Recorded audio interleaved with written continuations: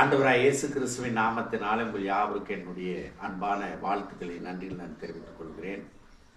பின்னும் அவர்கள் நாம் பூமியின் மீது எங்கும் சிதறி போகாதபடிக்கு நமக்கு ஒரு நகரத்தையும் வானத்தை அளாவும் சிகரமுள்ள ஒரு கோபுரத்தையும் கட்டி நமக்கு பேர் உண்டாக்குவோம் வாருங்கள் என்று பேசிக்கொண்டார்கள் என்பதாய் நாம் வேதத்திலே வாசிக்கிறோம்.